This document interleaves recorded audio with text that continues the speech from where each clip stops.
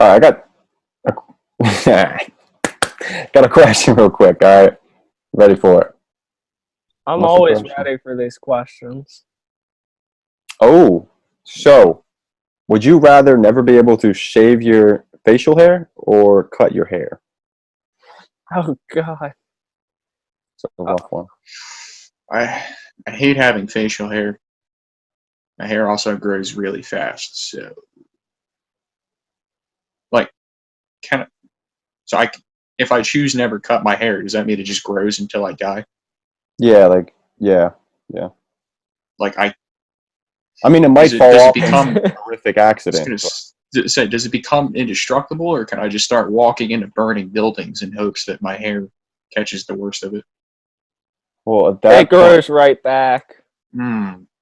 huh, Like Or to the maybe same it length is, it was. or maybe it is indestructible, and you can use that to your ability and just sew yourself like a suit. And then you'll That's be actually a good point. indestructible as But well. It would take I you don't a know if few I would go that route. years. More. Yeah, I'm gonna go with the never be able to cut your hair because worst case I can hang myself with it. You could probably do the same with your beard. eventually you Well, it could. would more or less Yeah, just but it would snap take your so neck. much. It would take so much God. longer though. I don't grow facial hair very quickly, and like the back of my hair here is like growing down to like my ass almost. Maybe I'm exaggerating Okay. mildly, but I have a lot of hair. You know what I'm getting at? All right, Won't be Brandon. long until I'm able to start sewing suits out of it, like Brandon suggested. That's a good idea, Brandon. Uh, Yeah, make a business out of it. Yeah, Buy your indestructible suits. but you can't sell it because it'll be connected yeah, to your because it's body. connected Oh to me. yeah, So, yeah, you can. I mean, I could Try sell it. that. I would just have to follow the guy around. Yeah, But who's that? Don't worry about it. I I'd let my hair grow out as well. Ed, I what about think you? there are things I can do with my like hair that I couldn't do with my beard. And plus, my beard just kind of stops at one length. It's really my mustache that pisses me off. Tell me about it. I got a little Yeah, grossness going on right now. I'd rather shave that forever, so my hair could just grow out. Put it in like a bun or some shit and yeah, tie. you could do something with it and Uh, make it. Throw a hat on, you're good. would a hat fit on top of your head? Oh, well, if it falls down, yeah. Just But keep if you, buying bigger hats. Sooner or later, you could Yeah, just use a pillowcase. the man with the largest hat in the world, Yeah. Alex Miller. I already said I was making a Shit, I suit. said his last name. Fuck, we gotta edit that out. Cut to intro. Cut to the intro. Something like that. Well, something like that.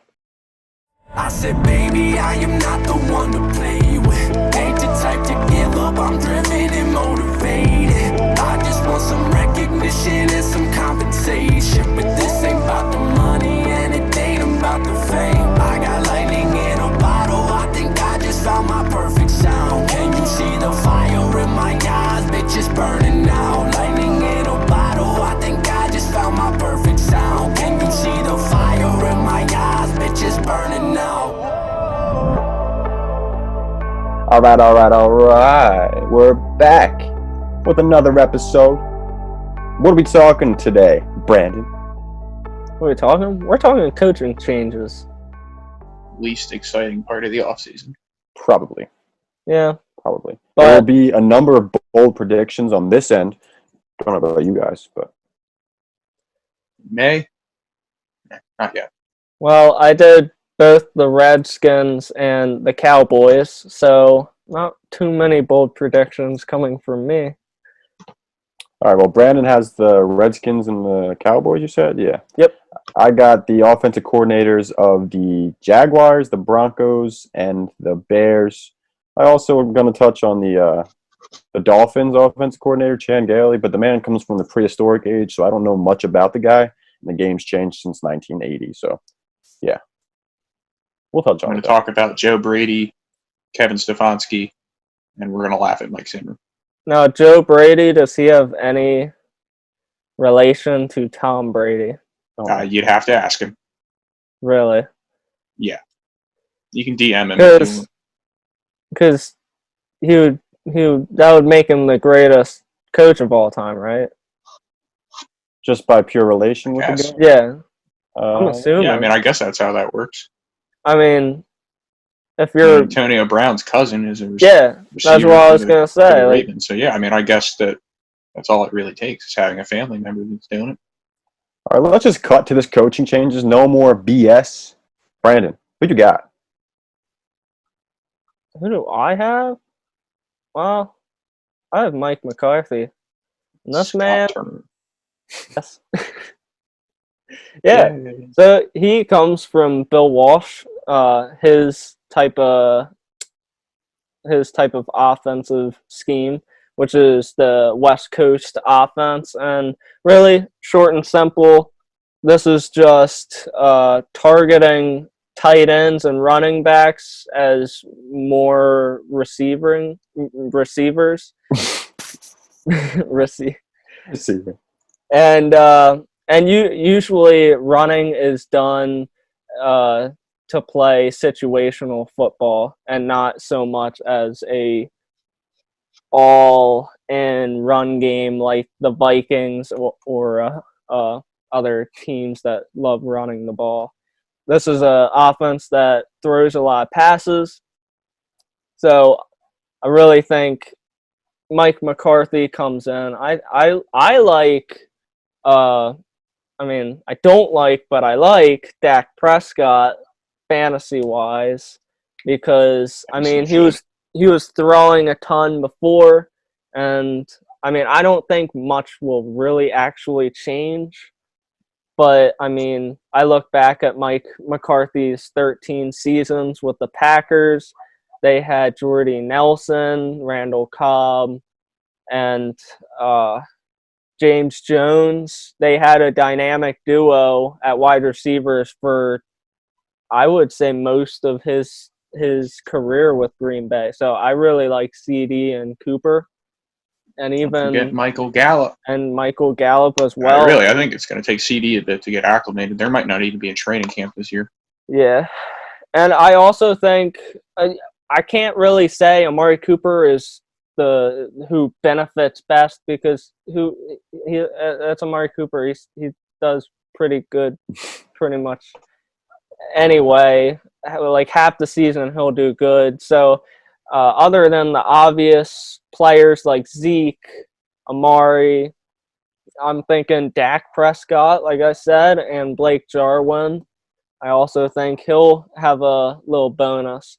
But another thing that people should keep in mind is that when Mike McCarthy was hired on, he had said he was looking into analytics and applying it to his actual scheme. So whether or not that's true or just straight bullshit coming out of his mouth to please Jerry Jones is up to your imagination, and I'm not gonna Mike take a McCarthy guess. saying that is like you saying to your teacher, I promise I'll do my homework next week. Yeah, I was going to ask if we could take a vote real quick on who actually thinks Mike McCarthy is really embracing the analytical movement.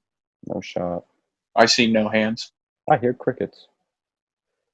I would Even the like to crickets say haven't responded. I would like to say he would have. This is his career. I mean, if one of us, after we're done college and one of us gets laid off a job, wouldn't you go and make yourself better? Well, you got to think the career NFL path?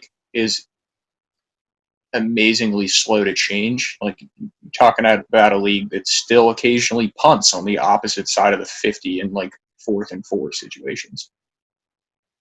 So, This is true. I'm not really about to sit here and claim that some of these old heads should have embraced like the newer numbers. Like I'm about to talk later about how Mike Zimmer fired his offensive coordinator because they didn't run the ball enough.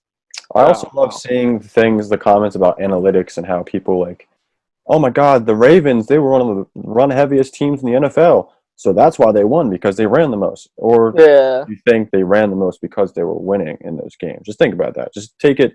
Well, I mean, they are a pretty run-heavy offense. However, like unlike most of these teams, their best running back happens to play quarterback, which is a whole new ball game. Yeah. Like having that ability.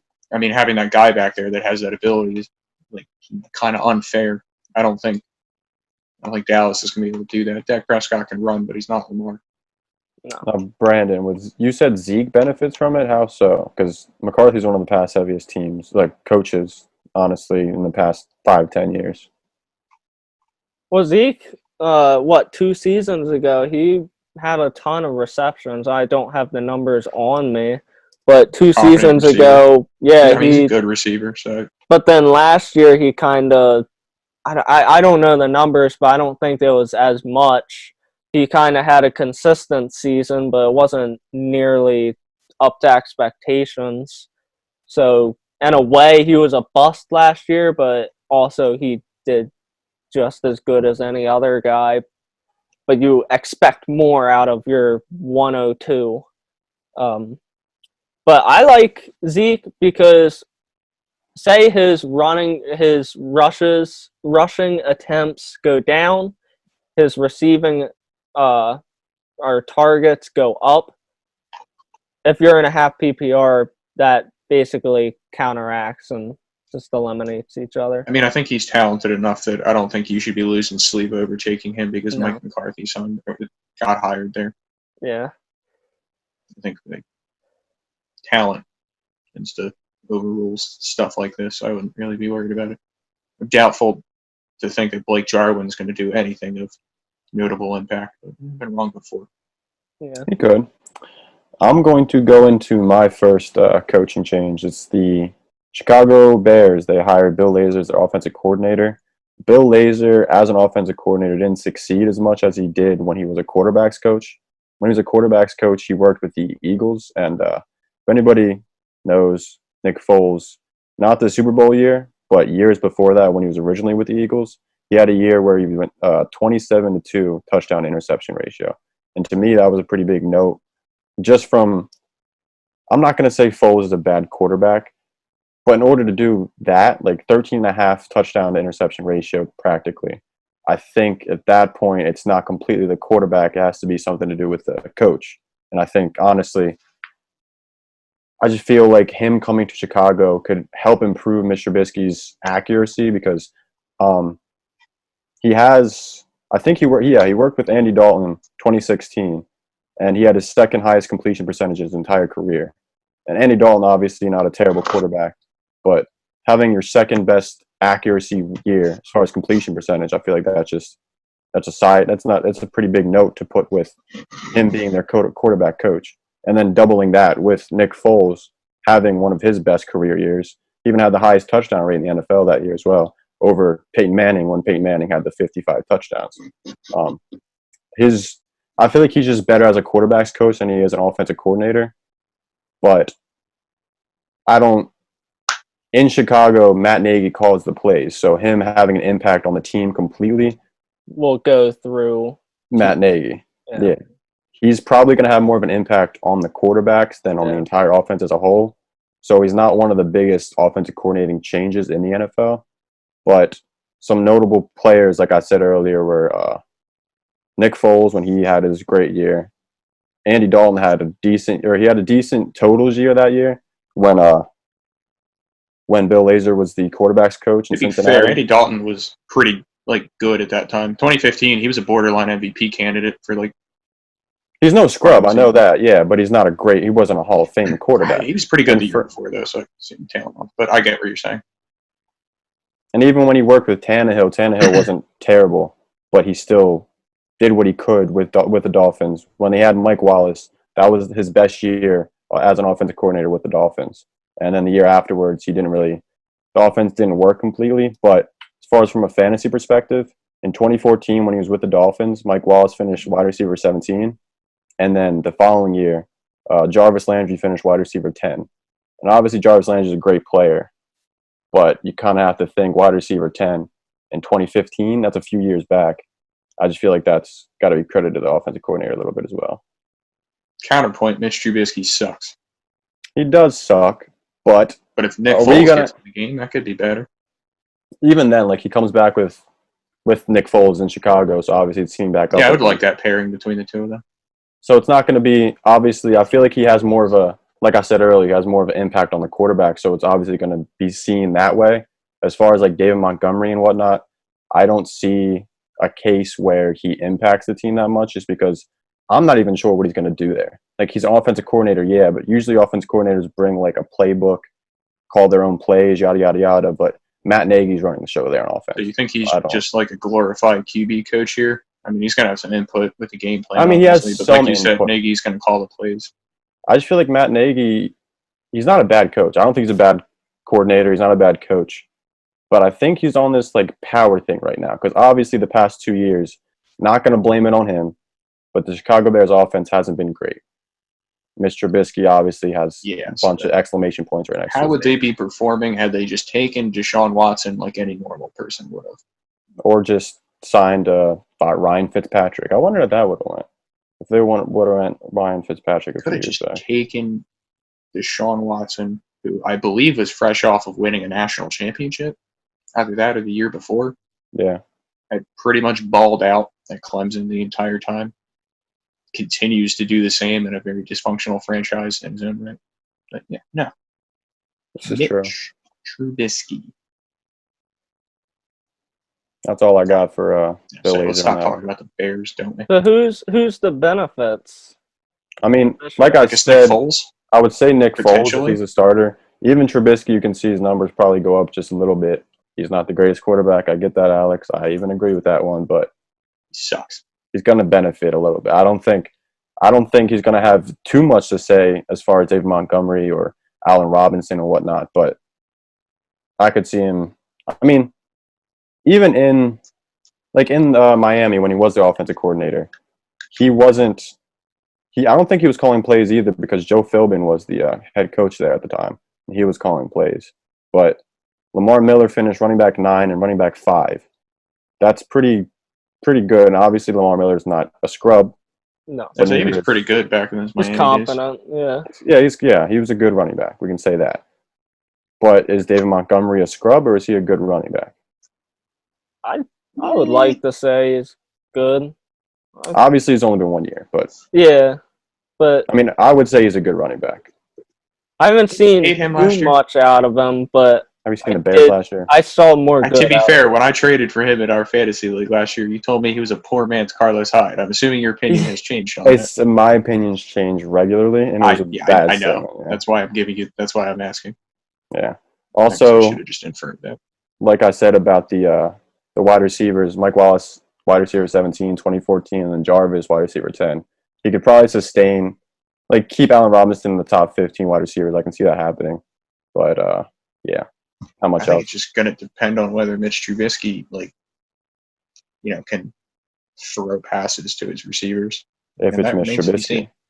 I would like to see Foles get in there. Put Foles in. He probably will. Foles in, they'll win 6 games, and then they can draft a quarterback in the second round next year and start this debate all over again. Yeah. Alex, you are next with your coaching change. Am I? Well, should I talk about Kevin Stefanski or Joe Brady? Let's get the GOAT, Joe Brady. Right then, Joe Brady. He's kind of cool. Reading about him is kind of cool. Youngest offensive coordinator in the league. He looks kind of funny too. He looks like a ball boy, like one of those guys that carries around like the racks of Gatorade. So I think it's funny that he's an offensive coordinator. But he comes from the. I just saw his picture. He worked with Sean Payton the year before LSU. Doesn't he look funny? He's like this short, tiny little white-looking guy. I don't know about short actually. Tiny little white-looking guy. He looks like he's at least 45. Then he's like 30. Yeah. I guess that's the stress of being able to coach in the NFL by the age of like 30 or 31 or whatever. He must have worked his ass off to get there. But so we don't really have an exact history of the offense he's going to run. LSU was kind of like not fair because they had a stupid amount of talent across the board. So I don't think that's just going to happen in Carolina. But Clyde Edwards-Helaire described their offense as, quote, playmakers in space, end quote. And I think that's kind of what you're going to see. Because they don't have a lot to work with. Teddy Bridgewater can't really throw downfield, which is going to hamstring them. He was actually last in the league in intended air yards last year. Yeah. Doesn't throw the ball very far. So that's going to be annoying. But Joe Brady is very good at getting his players in space. And what he likes to do a lot is take 3 receivers, put them on one side of the formation, one guy on the other, and just, take a lot of crossing routes and use that to create mismatches. So I think DJ Moore will be successful in that offense. I think I'd love to see what he's going to do with Christian McCaffrey. Probably the most versatile running back in the league. So I think he'll continue to get a lot of touches. Obviously, I don't really have to say that. But I think it'll be an interesting offense to watch. I think Ian Thomas will probably get an opportunity to show his skill set. He had a solid run at the end of 2018. He didn't really do a whole lot last year, but I think the receiving ability is there. So hopefully he will get a chance to show that. But yeah, I don't really care for the Panthers, but I'm kind of intrigued to see how Brady's offense is going to play out in Carolina. Because you see the innovation from Sean Payton, and Brady comes from that Sean Payton system. He worked with Joe Moorhead at Penn State. So he's got a lot of background with his good offensive minds. So I'm excited about Carolina a lot, to be honest, as far as fantasy output. I like DJ Moore a lot this year. Curtis Samuel, obviously. I think he's kind of an interesting player. That he's one of those guys you just want the ball in his hands. However, I think Brady will be able to do that. Robbie Anderson is an interesting fit there. I think it makes sense. I don't know if Bridgewater's really going to be able to hit him consistently, but yeah. I think Brady will be able to work with him well. Knowing what Joe Brady does, I kind of like the looks of Curtis Samuel. Before, my value on him was a little low, but he fits in the description as a gadget type player in my opinion. Yeah, and quick, good route running. Brady can hopefully figure that out. He also has a background with RPOs, so that's interesting to me. I don't know if they will use that a lot, but I feel like that they have a solid personnel for that. They got a really bad offensive line, so they're gonna have to work with short passes anyway. Their options are really limited. Bridgewater doesn't have a good arm. Their offensive line is trash, and they just spent all of their draft picks on defensive players, which probably isn't going to help the offensive line thing. They traded for Russell Okung, who was a lock to miss 6 games for injury, so then that's going to leave their starting tackle to be I don't know, whatever fan just happened to be sitting in row 12, the lucky prize winner for the day. Yeah. So, intrigued. I would have loved DJ Moore regardless because he was pretty good, but I like it more with Brady because Brady should be able to scheme him into a lot of open space. And McCaffrey's McCaffrey. Bridgewater, I don't know. I feel like he'll have a solid floor, but I don't know if the ceiling will be that high. Yeah, I don't see a high ceiling for him either. He has no rushing, really. He's obviously the blown out knee and stuff, but I just don't see his upside being there. It's really capped. Yeah, to me, he's more that game manager role. And I don't think that offense is their deep plays are going to come from run after the catch. Yeah. So, it's kind of tough to be a high ceiling fantasy quarterback with that. Yeah. Yeah. It's true. Might I point out that also Matt Rule was the coaching change there. I haven't mentioned that yet. And he matches back up with Robbie Anderson as well from their Temple days. Interesting. Yeah, he's pretty solid in Baylor. That program was a shit show when he got there. Turn it back around. See what he'll do in Carolina. Brandon, you want to? I'll go next with mine. Hey, I have 4 offensive coordinators, so I'm going to try to get mine out of the way here. I got Pat Shurmur, the Denver Broncos' new offensive coordinator. Exciting. Yeah, obviously you guys know about he used to be the head coach at the Giants. Before that, he was a offensive coordinator for St. Louis, Philly, and Minnesota, and he was a head coach for Cleveland back in 2011. After looking at the numbers, he was a pretty pass-heavy play caller. St. Louis ranked 5th in pass attempts in 2010. Cleveland ranked 11th in 2011 when he was a head coach. Philly ranked 5th in 2014. Minnesota 12th in 2016, and then New York in 2018 and 2019 were 9th. Obviously, impressive. Some of that maybe attributed to the fact that they were down because not a lot of these teams were good. St. Louis, Cleveland, Minnesota was, and Philly was, but New York hasn't been good the past 2 years. You said You say 2016 for the Vikings? Yeah. With Mike Zimmer? Was it with Mike Zimmer? Yeah. That would be impressive. 12th in passing. Yeah. Man, wonder he's not there anymore. From a fantasy perspective, there's few players that like really succeeded. He had tight ends that were successful, and Zach Ertz, obviously. I mean, Zach Ertz is good now too. Kyle Rudolph was a tight end 2 in 2016, which is pretty notable. Going to the Broncos, working with Noah Fant, I feel like obviously Noah Fant's not going to be a tight end 3, tight end 2, tight end 1. I think he's definitely going to be tight end, like top 12 tight end. And I feel like Drew Lock, one of these bold predictions I have is that Drew Lock's going to be a top 12 quarterback in fantasy terms, fantasy points this year, just because of the fact that last year they ranked bottom 6th in pass attempts. And I feel like this year I'm going to call top 10 pass attempts this year. I also said that running back wise, I said that with Melvin Gordon and Lindsey, obviously Melvin Gordon's a good receiving back and he's a good running back as well. He's a good back, period. Is he a good running back? I would say he's a good running back, yeah. He had like one season where he had a decent yards per carry, though. So does that scare you? Because outside of that 1 year, he sucked. Doesn't scare me that much, no. I mean, I'm not saying I like Melvin Gordon, especially from fantasy perspective, but he's a decent running back, a good running back. I know we talking about like guys we were lower on, higher on. He's a guy I'm pretty low on. He benefited a lot from the Chargers. Like he had a lot of goal line, like 1 yard touchdowns. I agree, yeah. Like a fluky amount of those, and I don't see that happening in Denver. He's a guy that I would steer clear of. Oh yeah, so if we were going to talk about those people that we disliked at the current ADP, I had Melvin Gordon very strong dislike just because of the fact he's getting drafted. Obviously, this is too early. It's May, but he was getting drafted, I think, like top 15 running backs, and I was like, "There's no way he's going to finish as a top 12 running back." Yeah. There's a slim chance he finishes as a top 24 running back, but I think one of those two running backs is likely going to finish around 24, 25, around that area. And then the other one. Lindsey is just better than him, so I would hope that I mean, obviously you can remains to be seen. You can say talent wins all the time, but at the end of the day, it doesn't though. It doesn't exactly. Yeah. I think we saw that last year. Being Eagles fans, my bold talent prediction doesn't always play. Anyway. Nope.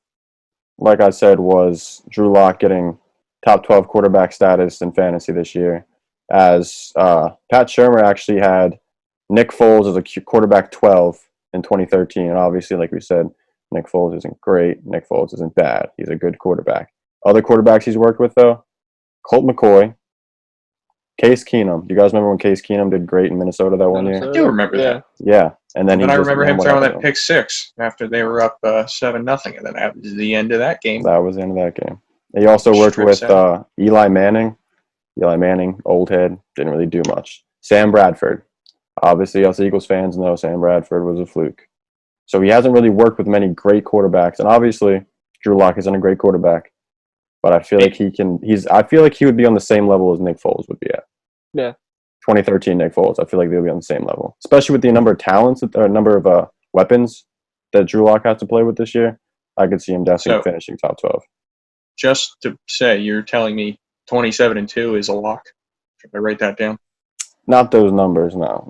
Damn. Top 12 quarterback, though. Foles finished QB 12 in 2013, so I could say that's why I kind of thought about Drew Lock finishing QB 12. That's pretty bold for a quarterback, for an unproven quarterback. And he's getting drafted. I definitely see where this is coming from. And fantasy is getting drafted as like quarterback, I want to say like 20 or something right now. Maybe like around 20, a little bit above, a little bit under. But, shit, what was I going to say? I was going to say something. It was so good. The only thing I have to say to this is that AJ Hamler was a reach. Yeah, I was confused by. Oh.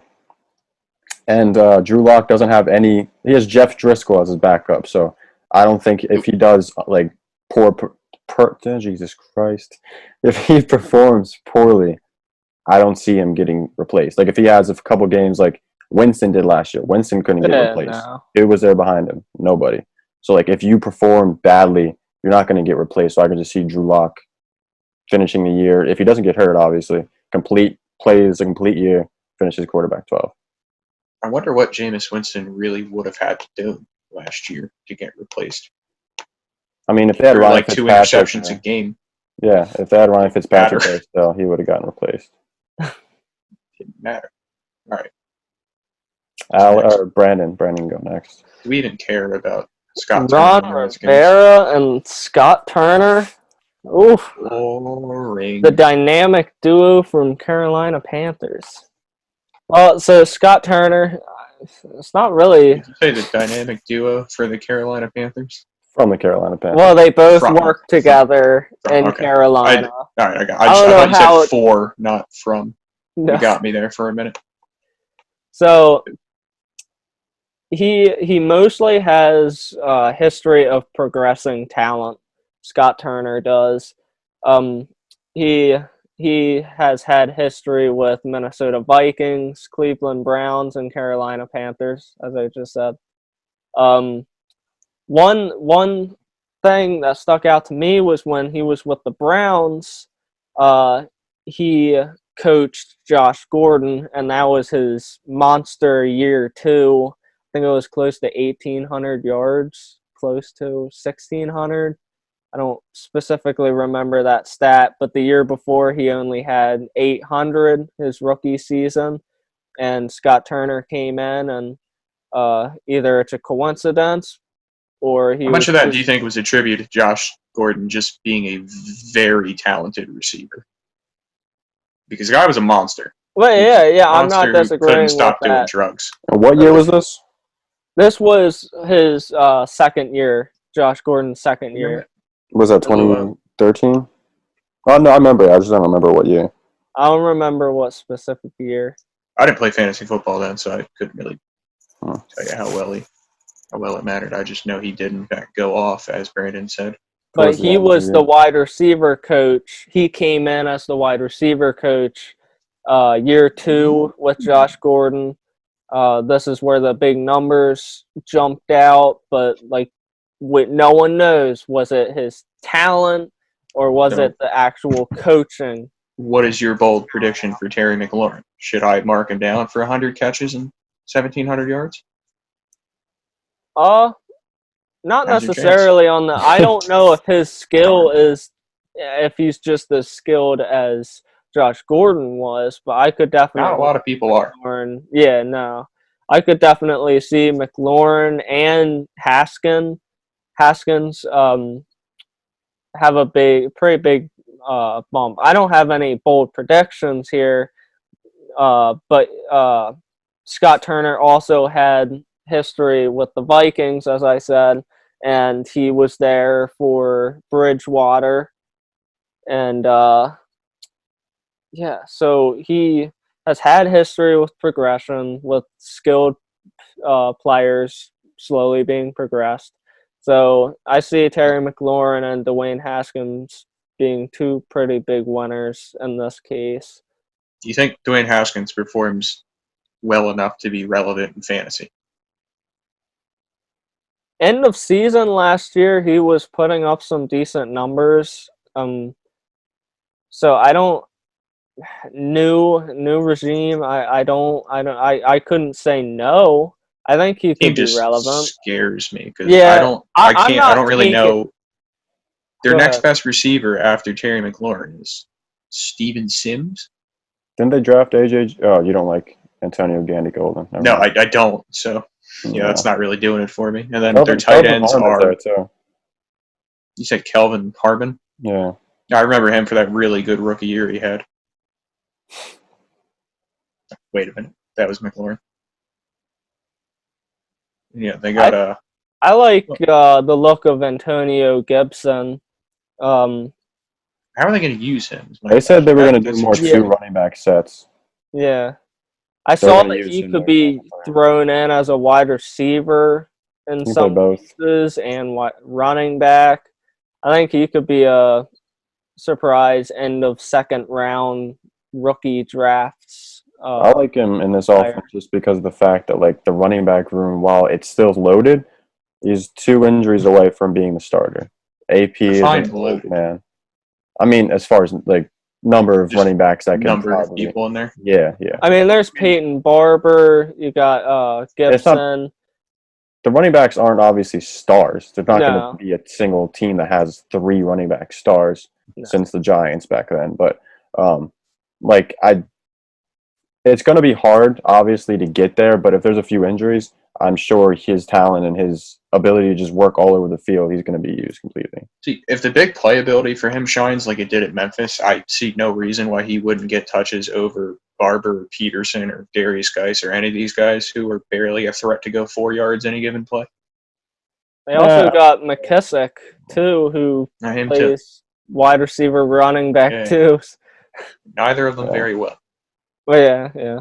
Well, I'm pretty down on the Redskins offense, as you might have noticed. I feel like they're just like a few wide receivers away from being a decent offense. Obviously, right now They they're not have an gonna be a great offensive line. I mean, they've got After good right side of the line, I guess. I don't know if they ever figured out that left tackle thing. But No, did they trade Trent Williams? yeah, Yeah. they did, to the Niners.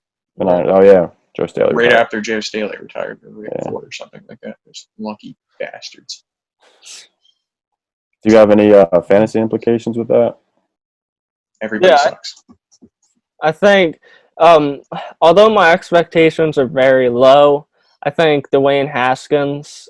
I wait on my quarterback. So if I could wait, I don't know what his average draft position is, but I'm assuming undrafted. For sure. I'd take a flyer on Haskins. I wouldn't be against it. I'm doing a dynasty setting. But Yeah, it wouldn't be my first choice by any chance. But I really like Terry McLaurin in this situation with Scott Turner having this history of progressing talent. I like Terry McLaurin a lot. also, it helps for him that he's like the only receiver in there that's proven. So And that too. So he should Scott get Turner's a ton of only got targets. McLaurin in the tape room. So hopefully he and Haskins can rely on each other a little bit. Yeah. Ed, what were you about to say?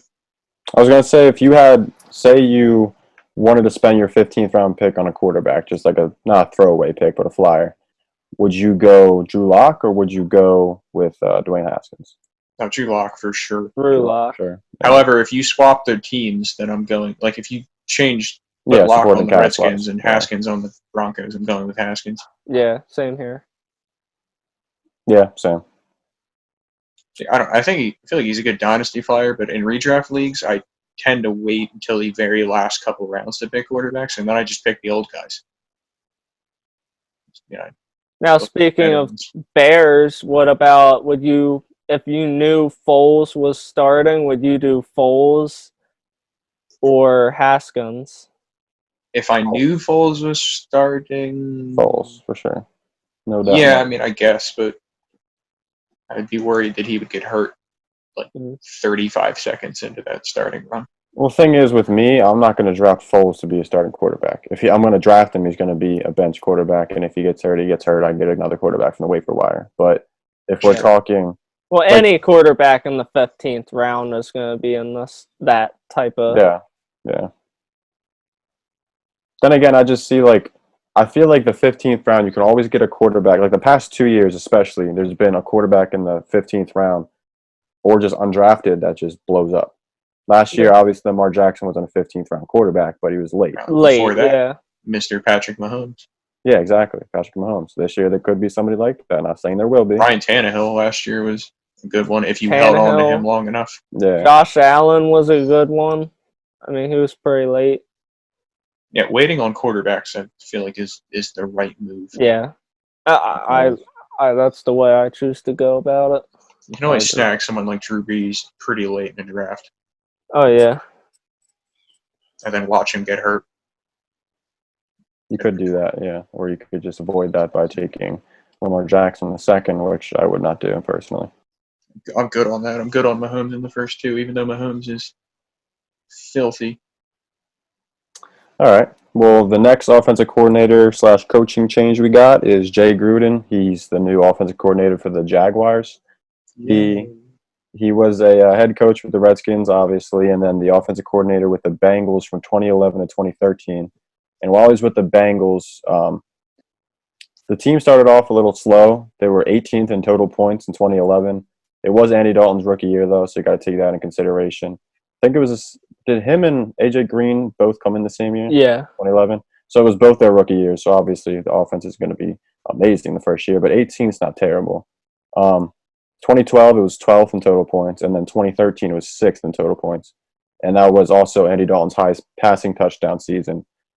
Their total yards obviously would increase because not obviously, but the total yards increased from 2011 to 2013 as well, from 20th to 10th. So basically what I'm getting at here is just the offense is going to steadily improve as an offensive coordinator. At least that's what I'm expecting with the Jaguars. And from year one, I don't think it's going to have much fantasy implications on, say, DJ Chark or something like that. I don't expect him to have an AJ Green year right away. But I can see DJ Chark becoming like that AJ Green role in Jay Gruden's offense eventually, probably two years down the line, 2-3 years. Also, Jay Gruden, while he was an offensive coordinator for the Bengals, they were pretty balanced on offense. 2011 and 2012, they ran the ball more than they passed. Both pretty average, though. In 2011, they ran the ball 10th total in the NFL compared to 20th in pass attempts. 2012 was 17 to 19, and 2013 was 8th rush attempts and 12th in pass attempts. And then obviously when he was with the Redskins, the team's been terrible. And I feel like he had too much to carry as a head coach. I feel like he benefits more as an offensive coordinator.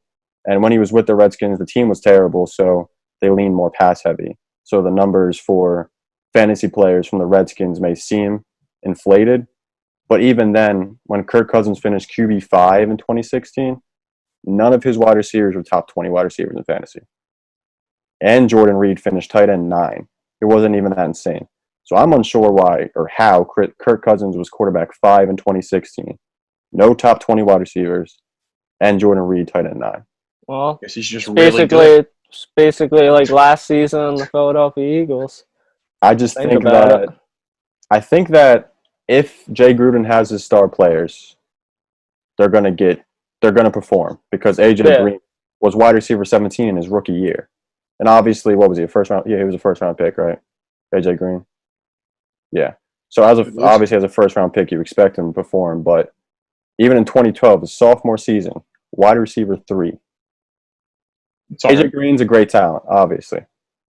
But in the second year, would you expect to jump that crazily? You can, you can't. But Jay Gruden, I think, if he has his star players, he will get them the ball. If he doesn't have star players, the team's just going to be a crapshoot at that point. So you hire on Minshew and DJ Chark? Obviously not the first year I'm not going to be because it's kind of rough just getting used to a new system. Yeah. I like Minshew a lot, actually. I mean, talent-wise, I'm not really there on him, but situationally, like, he's from an air raid offense, so he's used to passing the ball a lot. Their defense is not as good as it used to be. It's practically average at this point. Yeah. Below average. They're in shambles down there. Yeah, they are. But I can see them passing the ball more, so he's going to be used to passing it more. He's going to have a lot of pass attempts, going to have a lot of rush attempts. I can see him finishing top 15 quarterbacks if he plays the whole year, obviously. Spicy. It's not that spicy, though, if you think about it. Just look at Aaron Rodgers is getting drafted as quarterback 6 right now. I'm staying away from him. I think I'm not saying I draft Aaron Rodgers. However, in a vacuum, I'm taking Aaron Rodgers over Gardner Minshew because name me Gardner Minshew's number 2 receiver. I mean, name me Aaron Rodgers' number 2 receiver. I can't, but the problem is that one of them is Aaron Rodgers and one of them is Gardner Minshew. I would have more faith in Minshew this year in fantasy. It's also where you're picking them at, too. Well, yeah, but again, I wouldn't pick. So if Aaron Rodgers was there, say, in the 15th round with Gardner Minshew, you're taking Aaron Rodgers over Gardner Minshew? Yes. I would, because you could probably trade Rodgers for a guy someone else got in like the 12th round, maybe. I mean, if you're playing with a bunch of scrubs, yeah. Yeah.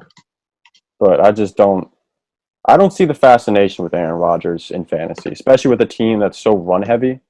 I would definitely take Gardner Minshew over that. 100%. 100%. Honestly, I'm just trying to pull up Aaron Rodgers' numbers from last year because I have no idea what he did. He had a few games where he had like 40 points. Like I think he had one game with 42 points against the Raiders or something like that. And it was Alan Lazard got it was Marquez Valdes-Scantling got like a 75-yard touchdown. and like Makes sense. a couple big plays. I and, like, played not him even that on him. week. Yeah. The man I was playing had 2 roster spots not filled in. I still lost because Rodgers went off for Yeah. like close to 50 points. It's rough. What do you guys think about Fournette? Right now, you think Fournette's traded or dropped before the beginning of next season? I'd say if he's not going to play. That's what I see it as. I mean, I see obviously they didn't pick up the 5th-year option, so they don't want him around. So wouldn't that mean they would play him? Just play him I don't to think the ground? I don't think he's going to Last year? play. He's not gonna. Okay. I don't I think see what he you're would saying. voluntarily just come and be like, "Oh, you didn't sign it." Like, I feel Yeah. like they will trade him at some point. Obviously, the landing spots are kind of limited now. I seen him going to Buffalo, and I seen that like almost guaranteed until they drafted Zach Moss because they won. They were in the Melvin Gordon sweepstakes at one point, Mhm. and I don't see where else he could go, but I think they kind of have to trade him at this point.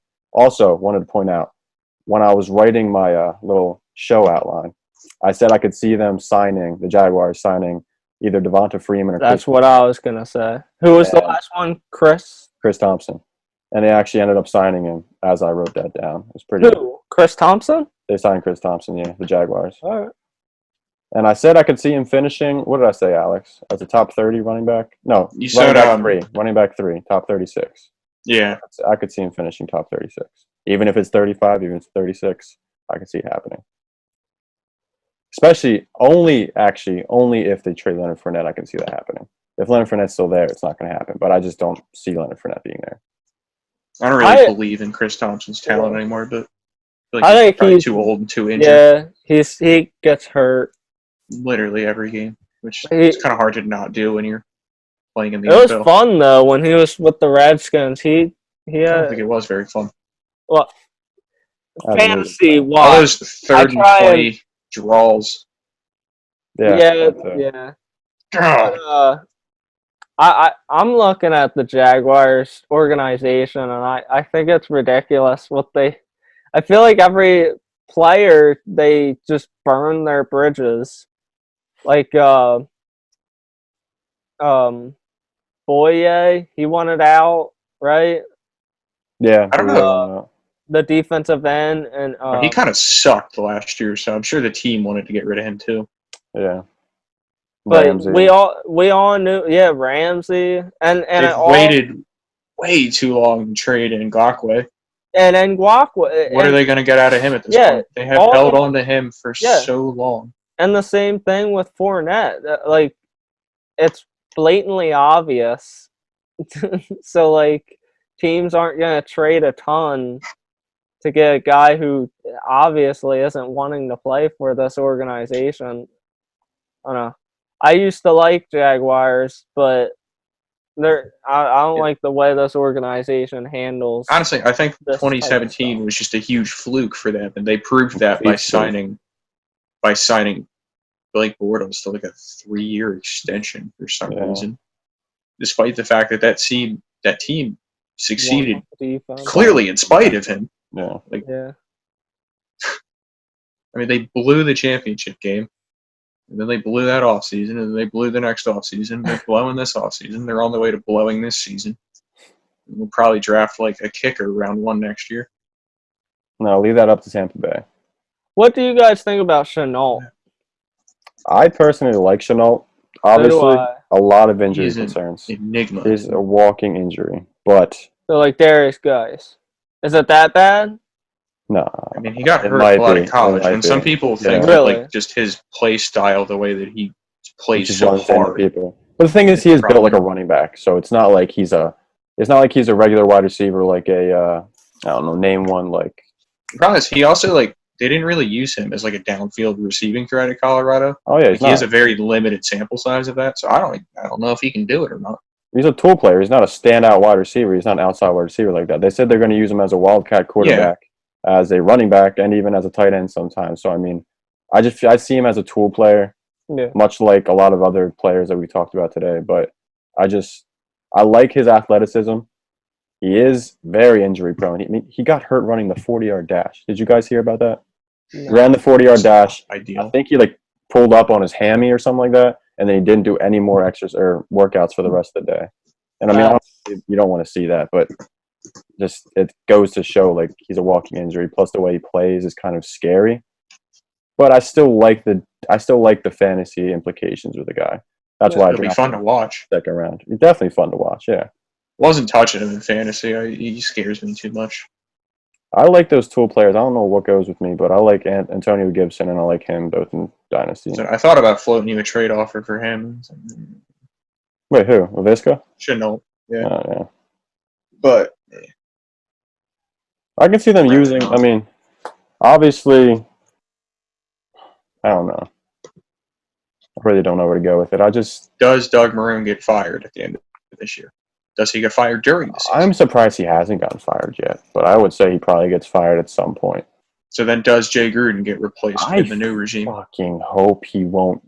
Oh, get replaced? I kind of hope not because, I mean, obviously long-term with the Jay Gruden offense coordinating system that happened in Cincinnati, I mean, their offense steadily improved. And if they can steadily improve with him, I mean, I'll buy into that. I'm not going to buy him as a head coach, though. If he's a head coach for the Jacksonville Jaguars, I'm going to stay away from that team. Now my new theory is that they're going to fire Doug Marone and they're going to look around and they're going to be like, why don't we just promote Jay Gruden? He's got coaching experience. And then in 2 seasons, they'll fire him again. And then he'll be an offensive coordinator on another team, and then another team will go through the same exact thing. It's like the Ryan Fitzpatrick cycle. I thought the NFL got over this. Usurp starter, play great, contract extension, suck, cut. It was like back when Rex Ryan was going from team to team. No good. Hey, he has coaching experience in the NFL. Okay. Well. God, isn't the NFL so stupid? I don't think they're doing some organizations are still stupid that way, but some organizations I mean, obviously the Giants are a stupid organization, but they hired a special teams coach. So it's not like they were thinking outside of the box with that hiring, in my opinion. But I mean, some organizations, i.e. the Jets, the Jacksonville Jaguars, probably. The Browns. The Browns. Yeah, well, they kind of thought outside the box with this hiring. Before yeah, completely. The Browns have an insane history of just being the most futile organization in ever. Yeah. SB Nation and John Boyce did a really great video on that. If you're looking for a fun time. Never heard of John. It's like 12 minutes long, and they just talk about the statistical improbability of a team being that bad consistently. And it's a good watch. I'll check it out. Better than I'm going to manage. But let's move on from the Jaguars, shall we? Yeah. What else we got? We still got Cleveland. Who else do we still got? I still got Chan Gailey. Not going to say much on the dude, but Alex, you can go with the Browns real quick. All right. With yield Kevin Stefanski, Browns. He was in Minnesota for a very long time. He comes from that Gary Kubiak system of we're going to run the ball, we're going to use play action, and we're going to make every play look exactly the same to confuse the shit out of people. I don't know why play action isn't used more in the NFL. It's like the most effective play type in the entire NFL. And there's been a lot of studies that prove that you don't have to run the ball to set up the play action. All you have to do is just fake that handoff. Was just going to say that. Yeah. Kirk Cousins did a lot of that. They ran 30% of their passes were play action or something like that. I would imagine Baker Mayfield, I think 28% or something was play action, so they were actually right behind him. I would expect that number to increase. I think those two are kind of similar in physical traits. Maybe not mentally, but they both have I don't know if Baker has a huge arm. Kirk Cousins definitely doesn't. They can throw serviceable deep balls. They're mobile, but they're not really going to outrun people per se. Yeah. However, Baker is the sort of guy who, they'll work with those rollouts and those play action design bootlegs that the Kubiak system uses. So I think you should look to a lot of those. They're probably going to. I don't know if they're going to run the ball as much as Minnesota did. Mike Zimmer, like I said, I was going to make fun of this. Mike Zimmer fired John DeFilippo after hiring him to improve the passing game. Fired him because they weren't running the ball enough. Yeah, good Good call, Mike. I think Kevin Stefanski probably ran the ball a lot in Minnesota because they ran themselves out of games last year. It's kind of embarrassing, but I think he'll probably chill out a bit on that and pass the ball a little more because it's efficient. I would look for more play action. Stefanski's an analytical guy, believe it or not, coming from out of a Mike Zimmer organization. Yeah. It sounds false, but Yeah. I think they'll decide to use play action a little more. To me, if you look at Cleveland and you look at Minnesota and you squint really hard, they look pretty similar. Yeah, they do. I already discussed it with the quarterbacks, but you had Stephon Diggs and Odell Beckham, both very talented, very polarizing players. Both of those guys excel as a deep threat. One thing to note, the Vikings and Kirk Cousins they didn't throw a ton of downfield passes, but they were pretty successful on them. On deep passes, Kirk Cousins had an touchdown interception ratio of 9-1, whereas Baker Mayfield had one of 7-7, which is not good. So I would hopefully look for Kevin Stefanski to try to clean up some of that. The Vikings got a lot of good looks off of those play action passes, so I would look for probably more of those deep passes with Stefanski. But as I was saying, they look pretty similar. Both of them, they got those like high volume target guys in Adam Thielen and Jarvis Landry. Yeah, Jarvis Landry. So I think Thielen's probably a little better than Landry, but 2 tight ends as well. Yeah, Cleveland has better tight ends. I think completely. You saw Minnesota was able to use their tight ends, and they use their backup tight ends too. So I think Njoku, Harrison Bryant is a guy that intrigues me a lot. A guy I would like to pick up in Dynasty. I can't pick up on ours because I don't have enough space. But he's intriguing to me too. He's a fantastic receiving threat in college. He went over 1,000 yards his final year at Florida Atlantic, I believe. Florida International. Or something like that. Was some school that nobody's heard of unless you've actually gone there. Yeah. Either way. I like him. I like Nick Chubb. Probably get a lot of rushing attempts. Yeah. Like I said, I don't think they're going to completely fall in love with the run as much as they did in Minnesota, but that system calls for like a substantial amount of running plays. So I think he's one to benefit. However, I would imagine Kareem Hunt will probably still get used. Take a good bit of carries away. I like this from an offensive standpoint more than I thought I did when I started reading about it. I like this guy. I like Stefanski. I think. Now again, it's Cleveland, so they'll probably go 4-10. Baker will throw 12 touchdowns and 4-10. Beckham. Yeah, they'll go 4-10. I don't know how, but Odell will get traded at midfield. And they'll probably tie 2 games. Am I the only one who's ever noticed that the Browns have been like one of the only teams that have ties? Like when I think about a team with like that little number at the end, the third number at the end, I just think about the Cleveland Browns. I don't know why. I don't even know that. I think about the 49ers because I don't know about you guys, but every time I played a Madden League, the 49ers have a tie every single season. They actually tied. Yeah, they did it in ours. Yeah. They did it in ours. That actually helped force you out of the playoffs, Brandon. Yeah, it did. They were 9-6-1 instead of 9-7. 49. Rebuilding the Arizona Cardinals. Rough. Super Bowl champion, Indianapolis Colts. Anyway, the next offense. Are you done with your whole little talk you had there with the? Yeah, I'd rather not talk about the Browns anymore. You can move on. Well, I think they could be an exciting offense. Either way, 4-12. I mean. What is your feelings on Baker Mayfield, both of you? From fantasy or from a quarterback perspective? Both. I mean, you have more of a quarterback feel, so go ahead. I think he was probably not the best pick at number 1. I didn't hate that pick at the time. I thought he looked pretty solid in college. My thing with him is that like in college, his mobility is what helped him a lot, and yet in the NFL, he's not faster than defensive linemen. Yeah. Those boys are fast. And I think some of the issues he ran into last year is that he's not, like, the mobility that helped him in college isn't there as much, and the arm talent isn't always there. I think he can be an effective game manager, but I don't know. When his contract's up, I feel like they'll probably give him a lot of money, and it will be the wrong idea. He kind of reminds me a little bit of Kirk Cousins. I won't say it's a bad idea, but Brandon, what do you think about Baker Mayfield as far as a fantasy perspective? From a fantasy perspective, I feel like he could probably carve out a low-end quarterback 1, QB 2-ish. What about you, Brandon? My value on Baker is fluctuated so much. His, what was it, 3 years? 2 years he's been? Well, going 2 on 3 years. So this will be his third. First I like year, the system he's about to be in, though. Yeah, I'm excited about the system. I didn't like Kitchens, and maybe that biased. No, just I didn't like Kitchens, and How could you? That team was a train wreck. And I know people were saying, "Oh, maybe this was the right move because Baker was so incredible at the end of his rookie season."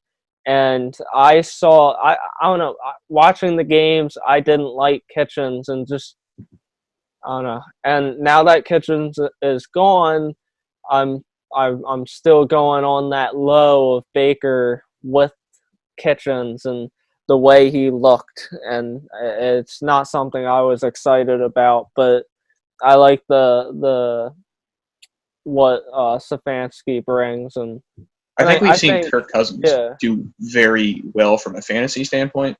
So to me, that's Baker Mayfield's ceiling. Yeah. His ceiling. Wait, let me ask you a question, okay? If that's Baker Mayfield's ceiling, are you? I mean, I'm saying are you implying that ceiling. That's his limit, though? That's his cap? That's usually... I mean, he's not Patrick Mahomes. Kirk Cousins finished as like QB6 2 seasons ago. So, in Minnesota? I did not know that. Okay, never mind. Let me take that back. I'm pretty sure he finished pretty high a couple of years ago. Let me check these numbers real quick. Yeah, 3 years ago. That was in Washington, though. Quarterback 12 was his highest in Minnesota. So you're saying quarterback 12 is the highest that Baker Mayfield could perform?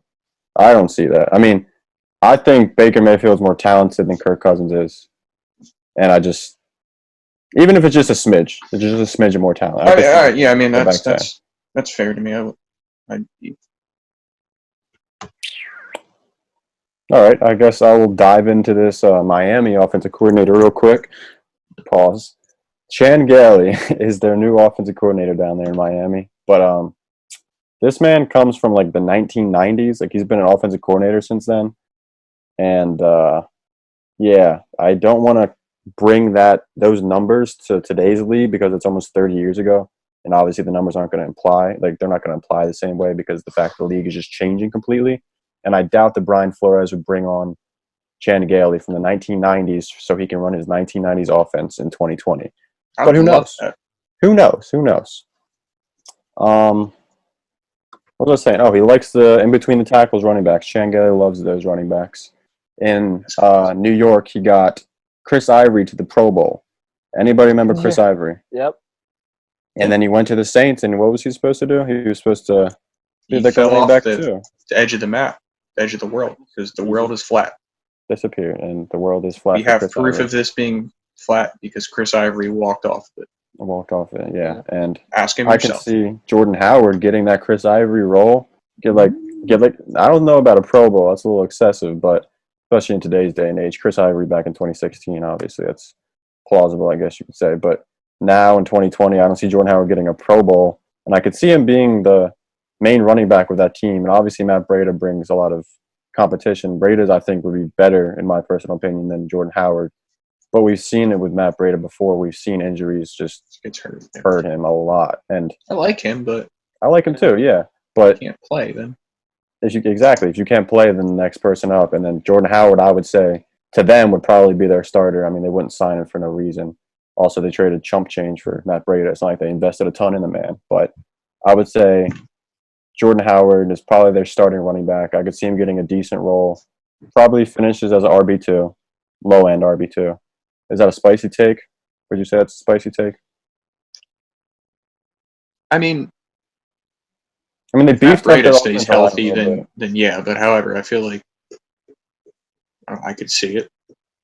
I don't think Brady kind of like he takes away receiving work, which obviously Jordan Howard doesn't do, and a few carries here and there. But I mean, I don't know. Last year with Miles Sanders there, obviously he took over at the end of the year when Jordan Howard got hurt. But like when Miles Sanders was still there, they were giving Jordan Howard the ball a ton. I kind of like him just because like the ceiling isn't very high, but the floor is high. Exactly. Yeah. The floor is high-ish, and like running back drops off really fast. Yeah. Like this, at least so far, it's looking like if you don't get your running backs early, which sucks because I don't like to draft running backs early, but it's looking like if you don't, your options are slim. Very slim. Yeah. Yeah. Or Howard is a guy that I feel like works pretty well. Is that sure he's got a low ceiling, but whatever, man. If I'm taking him that late, just do something. I mean, at that point though, it's kind of like the Tariq Cohen a little bit. No. Oh. Just don't like Yeah. Tariq Cohen, so Brandon traded for Tariq Cohen, and Alex didn't like it too much. don't like it. No. It wasn't even the main part of the trade that I was trying to get. I get I mean, put weren't on you just swapping blast. second-round picks? No, I was First, getting wasn't it? the 203 and the 206 for the 20. It was a three-way Yeah, trade. you were trading second-round picks. Yeah, ultimately, I traded away Hardman I like and the Hardman. 201 for Cohen, the 203, 206, and I believe a future pick. I forget. But I ended up making those two. I got Pittman at 203, and I got Tua. I traded the 206 to move up ahead of Ed here because I knew he was gonna hold Tua ransom. I'll play So I it up. traded up to the 205. It was a weird sequence of events, but eventually I got Tua and Pittman, exactly what I wanted, and a running back to fill a little bit of depth in my running back room. Well, if Hardman ever goes off, I will be here to say I told you so. I could see Hardman going off. I mean, Like when Hardman. you got Cup, Evans, Shark, You can never have too many good receivers. In fantasy, you can never have too many good receivers. Rager, CD, Judy, A lot of rookies, man. You got a lot of rookies. You can't be counting I'm on all fine them with rookies. that.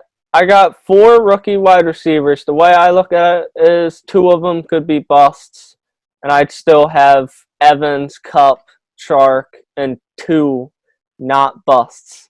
I got No 9 running rookies backs. on my team. I have Ed does running have a lot of backs. running backs. Ed does Eckler have and a lot of Hunt. rookies. Eckler, Hunt, and a few scrubs. That's all. You're an Eckler injury away from a Having scary situation. Naheem Hines being your starting running back. Few Anyway. trades would get me out of that mess. Yeah, let's get off this Tell us fantasy about Chan topic. Gailey, Ed.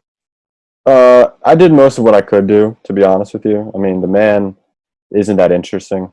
He's a very old school coach. He's got a ton of bouncing up and down type of years where his offense was highly rated when the team did good, but that was a credit to the defense. When he had Jerome Bettis in Pittsburgh, Emmitt Smith in Dallas, he used them properly, got him Pro Bowl. He didn't get them Pro Bowl, but the use of them obviously inflates his stats and like the way that other coaches look at him just because of the fact, I mean, they're Hall of Famers. You can't go wrong with Hall of Famers. If you mess up a Hall of Famer, I pray for you because you're exiled from the entire NFL. But regardless, Luckily, you have money. Bill O'Brien's going to be exiled from the NFL. Do you ever get exiled, though? I mean, You Adam just go Gase coach is in still college. going. From the NFL, And then when he gets fired, you just go coach in college. Well, yeah, but he's exiled from the NFL at that point. He's not coming back. Get another opportunity if you want. I bet you if Chip Kelly puts his ego aside, he could coach in the NFL. Not as a head coach. Yeah, exactly. It'd be He offensive could be- coordinator at best, but I don't see that happening. I don't either. Yeah. Who else Fuck up we an got? organization. Do we have any more coaching changes? Brandon, you got any? Nope. No, that was just it. Did you go No. through all your coordinators, Ed? I did indeed. Chan Gailey was the last one. Old head. Boomer. Oh. I apologize if there is any elderly listeners. I don't mean that offensively. I Boomer, do not apologize. he doesn't apologize over there. That guy.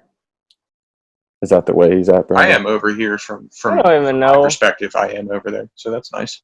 My Anyway. perspective, Alex is down there. Brandon, First choice fantasy. coaching changes. So we're really struggling in the beginning asking random bullshit questions. So if anyone has any stupid questions they want answered, Or just fantasy, Please even say- fantasy questions. We need that too. fantasy questions. yeah, it's Ask May, anything. and we're talking about Chan Gailey. We're talking about We're talking about Chan Gailey from the 1990s. I think we could have some more That's right. topics for discussion that would be more interesting to you guys. Yeah, any random life questions. Ask Random life random questions, questions. Ask fantasy questions. Whatever you want. Here. Yeah. We're here for you guys. Honestly, I mean, I'm not Ask here to fashion talk for questions. my I own won't have self. any answers for you, but Yeah, well, Stranger Things. Brandon might. Stranger Things. Alex. Yeah. You're, Eat it. Always we in got. sheets when I'm like drunk at 11 p.m. What? The fuck And then you is got going on? Dexter from Dexter's Laboratory right over there, Mr. Ed.